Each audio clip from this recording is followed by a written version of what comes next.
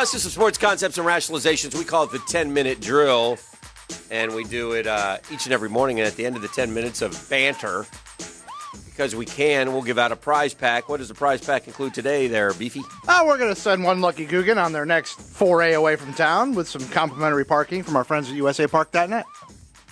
Sounds good, sounds good. Now, listen, Jeff, Urban Meyer, Dan Mullen, Lincoln Riley, you're the Dallas Cowboys. Is Dan Mullen a viable candidate?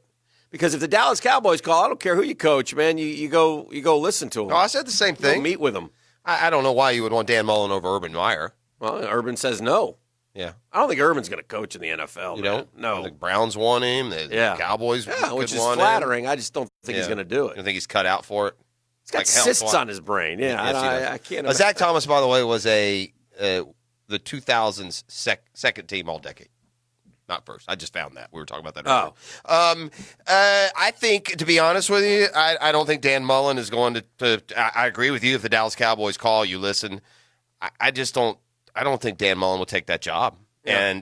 And if he does, and I think Dan Mullen is smart enough to use this to his advantage. It is nothing but a huge feather in the cap of your program if the Dallas Cowboys are trying to pluck your coach. That's got to make an impact, even as long as he doesn't take it, even with high school recruits. So yeah, I don't think he would take it. I think that Dan Mullen's smart enough to realize that that could be a 3 and your whole career is derailed.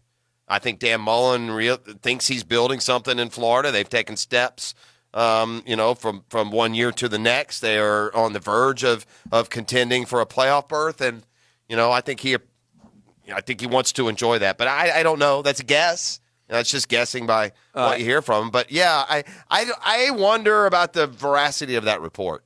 I mean, you're telling me you're going to go get Dan Mullen just because he's coached Dak Prescott, who, by the way, is doing just fine. Yeah. Ian Rappaport, by the way, just tweeted out 2 minutes ago, it's 5 days after the season and Cowboys coach Jason Garrett is still employed. A long, emotional, inevitable goodbye could end today or another day. Was he trying to pretend that Ed Werder's doesn't know what he's talking about? Well, I guess we're back to that again, right? Well, in fairness, I guess trust ESPN with caution when they have competing reporters giving dead opposite reports within 4 or 5 days of each other. Yeah. It's pretty clear that ESPN doesn't really care about the accuracy of its reporters. Just get it out there. So, here's another one that it just came down. Speaking of, is this thing going to completely reverse and Jason Garrett's going to be back? This is from Charles Robinson. Okay, here's to you, Mr. Robinson. Who says Jason Garrett is talking with players as if he's still going to be with the Dallas Cowboys. According to multiple sources, and a handful of Garrett's exit interviews, he conducted himself in the same manner as past seasons, thanking players for their contributions, talking about the offseason outlook. Oh, no, Ed. Garrett went as far as expressing the Cowboys would have interest in the players returning in 2020, those that have expiring contract. The interview confused the player, one source said. He went in thinking it was going to be goodbye. Maybe he'd hear this, it's a business speech, and it turned out to be more of a good job, see you later feeling. Oh, no, Ed. Ed's going to be made an example of, too. We cannot continue to get these wrong, therefore we're releasing Ed Werder. Right. You leave Ed alone. Yeah, Ed, I hope you're right. I hope you're right for your sake, Ed. I don't care if Jason Garrett's a coach or not the coach. My gosh. For your sake. Oh. It happened again in college basketball, dude. It only happened 6 times all last year. Already we have it for the 9th time. An unranked team beats a top 5 team. What do you got? This time it's Colorado over Oregon. Now, Colorado is a very good team. They happen to be unranked at 11-2, but, I mean, it's the same parameters that have applied to every other college basketball season, and we're almost twice as many as any other time. Wow. So just amazing the haphazard college basketball season that's coming. We could have, we have a real doozy of a Final Four. I have a question for you. Uh-huh. Yeah, we could. It could be, maybe we could get a Cinderella in there. Right. I have a question for you. When the Raiders and Patriots played in the Tuck Rule game, which venue was that in? Was that in the old venue or the new venue? I think it's the old one. Old one? But I have no idea. I don't keep up with when they changed. You don't think of it in that way? You don't, like, when would you say the Gillette Stadium opened? The Razor, they call it. Yeah, I'd say mid-2000s. Mid-2000s? But I'm not really into that. You don't think that way? I don't either. That's why you usually go by. Well, I know dates because in '99 they were still in the old one when the Jags were there. They were still in Foxborough Stadium, right? And that was what, 01 or 02 for that? So it's going to be right on the cusp. I want to think that's more. Why does it matter? I'm just going to get into this. I saw this article on Tom Brady. Gillette Stadium opened in 2002. Oh, so that probably I think that was the Tuck Rule game was before that. Okay, all right. So the Tuck Rule game was in the old stadium. But I saw this about Tom Brady. This is his 152nd game, playoffs included at Gillette. 115-19 during the regular season, 14-3 in the playoffs. No other quarterback has ever won so many games in a single stadium. In fact, he's the only quarterback to even reach 100. 115-19 at that stadium. And that's given away a couple of years. That's 10-1. One loss for every 10 dubs. Yeah. And then pretty much. And then 14-3 in the postseason. Yeah, we'll have an interesting call to make when it comes to the Friday 5-pack. I'm interested to see where people are leaning on that one. Yeah. There's only also this. By the start of this next season, only 17 NFL stadiums will be older than the Brady-Gillette marriage. I got to kick you. I'm playing the quarterback roulette right now in the offseason, like guessing and stuff and reading on things. And there's smoke about, Phillip Rivers going to the Colts and then Brady going out to the Chargers and things like that. And you had mentioned earlier on the drive-in in your taped segment. It's not taped. I'm live every morning. Thank you, though. Yeah. We do the show at 6. It's this lack of team concept that has held you back here. You guys go at 6? Yeah, absolutely. Okay, sure. Every day. Wink, great time. Wink, I get it. So anyway, in the tape... The show is called The 6 O'Clocker. Oh. Yeah. Yeah, well, anyway, in the we changed the name. So anyway. It's taped, though. And in the tape segment... Yeah, not taped at all. You were talking about, well, Belichick's going to have to make a decision, or we'll see for the first time. Well, it's really the second time because I think Bill Belichick was ready to jettison old Tom 3 years ago for Jimmy G. We forget and this. I think Kraft put the kibosh on that. Yeah. That's sort of how the story goes. I wonder. So I think that the ruthless one, if he doesn't get the play, will have no problem with if he's got somebody else to get. Garoppolo was traded in the middle of the 17 season? Yeah. 3 Super Bowls in a row for Patriots since he left. He left. So I'm saying it didn't. I mean, you wouldn't give that back. So it's not like, you'd love to have Garoppolo now. Sure, you would, but no, it still was worth the move that you made at the time. Something to also consider with Brady's very down year. Tom Brady's a below average quarterback statistically this year. Oh yeah, I'd still trust his his leadership and his winning. So don't get me wrong. But it really kind of started like, look, he was not good in that Super Bowl, Hick. I mean, they won 13-3 based on the defense. Right. 8 top, but he was really good against the Chiefs. I mean, but it has started. You can tell it's not the same. They're not throwing downfield, Dan. And I know that the discussion will be, the receivers aren't any good. Well, they're not throwing downfield, and everyone's. I saw a stat that they have the least cushion of any team in the league. Everyone now is just pressing them and covering that little underneath stuff and getting rid of the ball quick. Finally, their offensive line hasn't been good. Yeah. So now if he doesn't get rid of it quick, he just has to throw it away. It seems like so. 8 times he posted unbeaten regular season records at home. Dallas, Chicago, Minnesota, Cincinnati, the Browns, among others, never beat Brady. 6-0 against Pittsburgh at home, playoffs included. 16-1 against Buffalo, and his only loss coming when he was subbed out in a final week game to rest for the playoffs. I wonder if he was ticked that day. Hey, come on. His current 9-game home win streak against the Jets includes a 3-game stretch where the Pats won by a combined score of 105-12. So, I mean, just that's the house that Tom built, man.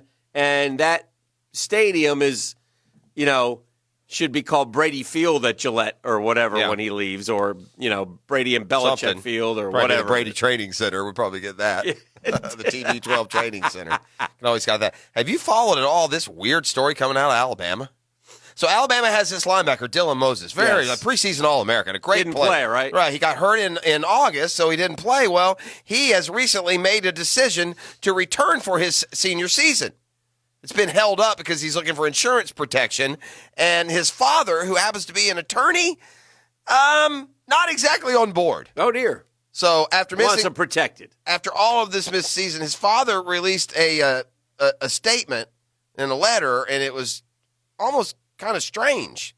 His father's investigating whether Dillon has, quote, a loss of value claim against an insurance carrier after receiving a mid-first round NFL draft protection, the statement said. Dillon Moses obtained the insurance policy on his own last spring. Loss of value coverage protects athletes from losing a predetermined future contract. So basically his dad first wants to see if he can cash in. Would he be higher than the 15th pick? 15th pick is pretty high for a linebacker, right? He's not going to win that. Yeah. The statement goes on to say that the father was representing Kevin White won the top 5 last year. Yeah. Right. But he hadn't. Well, I guess that's the injury would be why. So, yeah. And anyway, statement goes on to say that the father was representing his son during his negotiations with Alabama to ensure and to secure the proper protections for his return back for his senior season. Then last night he told ESPN that he's looking into what type of insurance policy Dillon would be able to obtain if he were returned to Alabama, and it just kind of goes back and forth. And where are you? Is this a father's choice, Dan, or we got a soon-to-be senior? It should be left up to him. I'm getting uncomfortable when they I got no problem with the father making the decision with his son, but when they go public and become the voice and the face, it seems a little it's tough. Untoward to That's me. a tough just one. a little You bit. just want to And I'm not make sure you all get along. And I'm not trying to detract from the father-son relationship. He should look to his father first and foremost. He's an attorney. He's obviously a very smart man. He's got his best interest at heart. I just don't know if I need him to be the getting the attention. No, I hear you. So I don't. That's a tough one. Because in some ways, he's a 22-year-old young man, so it's your life. Yeah. But I would hope you would have a good relationship with your pops that you could.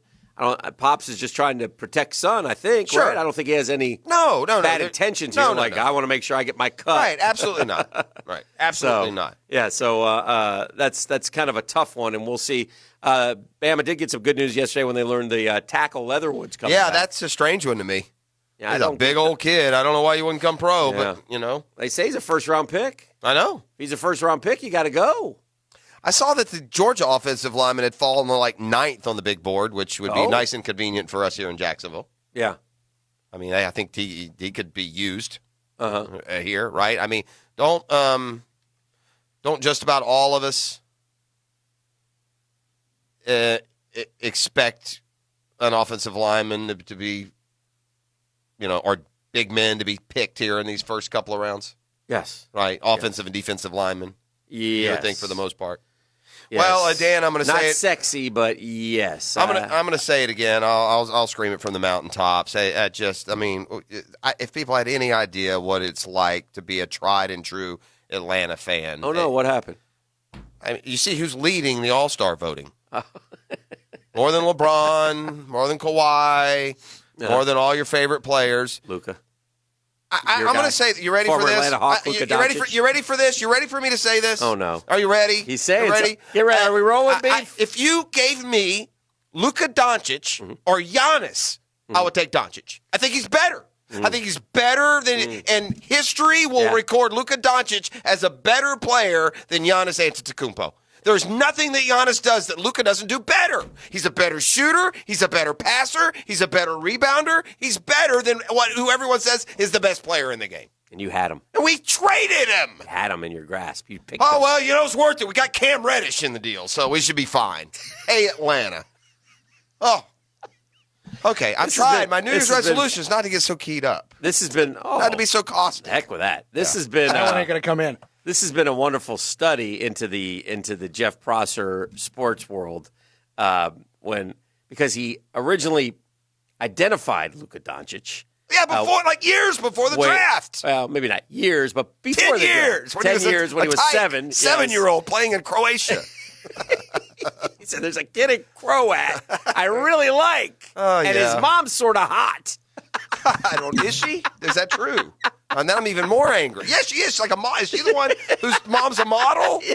Way to go, Atlanta. I think he's a winner in every step of the way. So Prosser comes out and is like, "I'm all on board with this Luka Doncic guy," and I'm 100%. Like, "Okay." Yeah. So And so we're going through the draft, and I just want the Hawks to get Luka Doncic. I'm like, oh, okay, that's cool. And then the rumors started. And so draft night comes along, and sure enough, Atlanta takes Luka Doncic. With the third pick. By then you knew he was getting traded. The talk was, They wanted Trae Young. Yeah, yeah. And so they dealt Luka Doncic, and then Prosser came in, draft morning and tried to rationalize as best he can as a fan that, hey, well, listen, Trae Young, let's find out. He kind of backed off Luka a little bit because, he's not a Hawk. All right, I can respect that. And then Trae Young had a sort of a bad summer, and then it was full-out Prosser rage. It was. Beef, is that fair? Yeah, that's fair. That's accurate. Full-out Prosser rage 100%. to the point where we're making fun of the kid's hair, It was bad.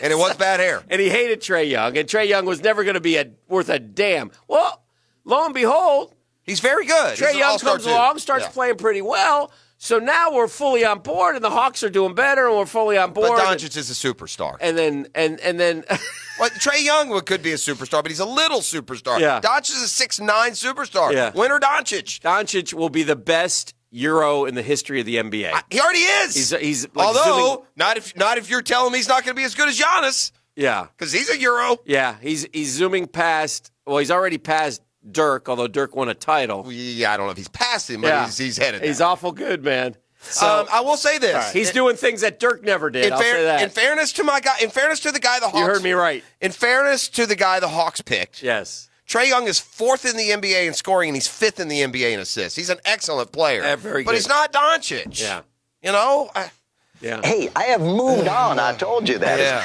I haven't. I'm not moving on. It's just by. And again, this isn't out of nowhere. This is with the news today that Luka Doncic leads the All-Star voting. That's amazing. Yeah. Look at the year LeBron's having, Dan. There's been a rebirth of LeBron. Luka Doncic is going to be the captain of the All-Star team and pick the teams. Oh. Hey, I have moved on. I told you that. It's not like you reduced me to some kind of emotionally crippled, incandescent ball of hatred or anything. Come on now. That's what I left that voicemail on the Hawks GM's phone, on the office phone. Oh, my God. Did either one of you pick before third that year? No. That's too bad, because then you could have screwed up, too. Yeah. Who picked number 1 that year? Is it Ayton? Yeah, that was the 8. Nice job, Phoenix. Dumb pick. Who picked number 2 that year? That's a good question.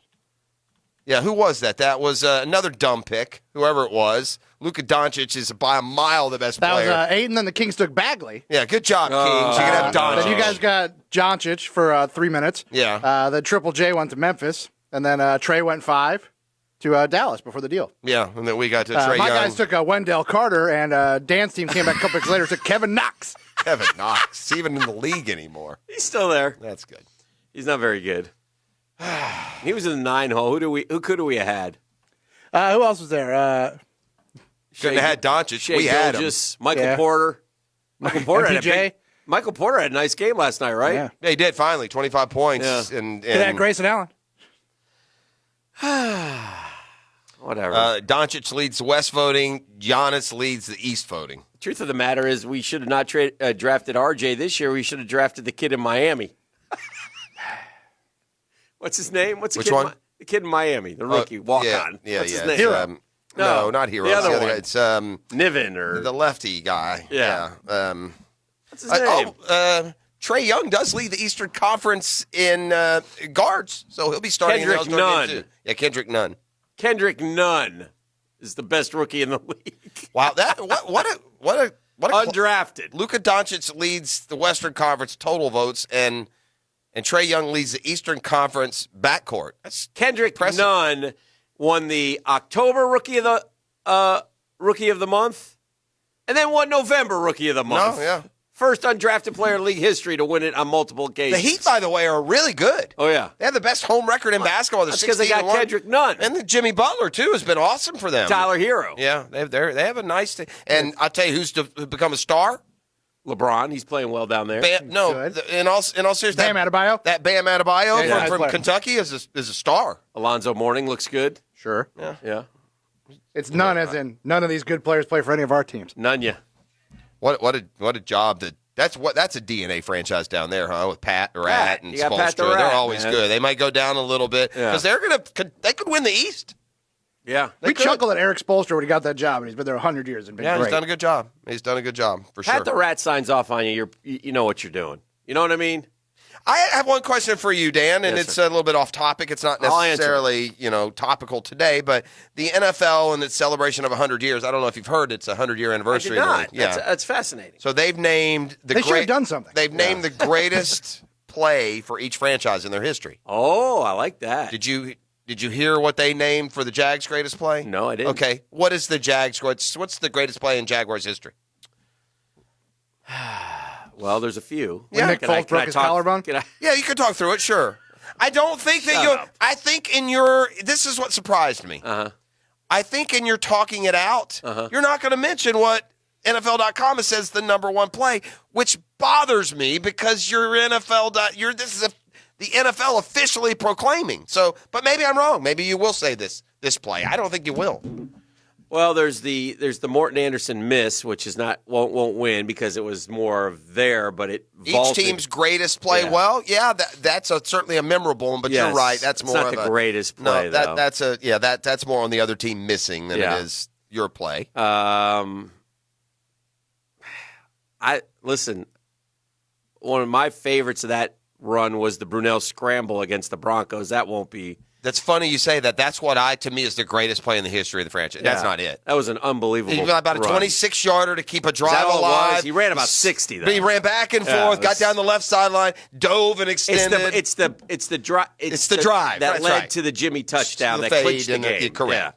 Yeah. I mentioned both of those plays too. So, So both of those to me are above this play. yeah, the Bills game was so good, but we got down in that game 12-0. Clyde Simmons had a great play, but that wouldn't be the greatest play. So the Brunell scramble is the signature moment of '96, in my opinion. Yeah. Shout out, Mark. Yeah. Well, there's some. Let me help you with some others because I've thought about this already. You just tell Okay. me where they rank. What about the blocked kick against Pittsburgh on the Monday Night Football? Yeah, but not a big enough deal. It was a great play, or it was like a great regular season play in Yeah. the '90s. Yeah. Is this not a postseason list exclusive? No, though? no. I'm just thinking of great plays, Yeah. though. But yeah, that was a great play. The Hail Mary from From Garrard to Mike to Thomas. Mike Thomas was a great play. Yeah. There's you got to pick something from '99. I'll give you a hint. Their selection is from '99. It's got to be maybe it's See this whole is exercise is an indictment. This Fred's exercise. run. It's Fred's run against the Dolphins, which just does not 90 yards. Does- 90 yards. doesn't smack of Brian the Sexton. greatest. 90 yards. As a matter of fact, I would say that Fred's run against the Dolphins in Monday Night Football, some 70-something yards to open the game, was a bigger play. Well, I'll tell you what was great about Fred that game. If Fred wants to get in the Hall of Fame, I'll just put that game because that little screen pass he went 33 on. Oh my God, that was a great play. He was so good. He was so good. big and strong and fast and Beef, can I get the 90-yard so call, good. please? so good, Fred Taylor. I want to hear that right now. I need something So many positive years. about the Jags right now. I want to hear 90 yards, Fred Taylor, take it All right, to the well, house. I won't mention you since you're into positivity. Before we go to break, come back with the Friday 5-pack. That Yahoo Sports has ranked the 10 worst sports Yes. franchises of the decade. and deservedly so. we should be higher than 10. Deservedly so. Higher than 10 we should be. Yeah. We have been horrible. Yeah. And now, by the way, as Shad Khan sits on his hands and brings everybody back, guess what's coming next year? Another double-digit loss season. Another one. So that's his Draw play. Go ahead Taylor and call skips that. 2 tackles, and here we go. Yeah. Bye-bye. Brock Marion chasing. Brock Marion still chasing. Gets help from Smith. Touchdown. No flags. A 90-yard run. Oh, the That good was old Bird. days. Could have sworn we were just talking about big play. One team Listen to has them. them, Listen and to one team them. doesn't. Bank go crazy. Listen to it. Yeah, that's pretty good for a passionless fan base. 76,000 Pretty back good. in the day. That passionless fan base was faking I was it that on the day. sideline screaming. Love that fake passion. Yeah. Caller number 2 right now, Beef. What are they taking home at 641-1010? They're taking home a chance to park at USA Park when they leave home. 641-1010. We'll take caller 2 right now.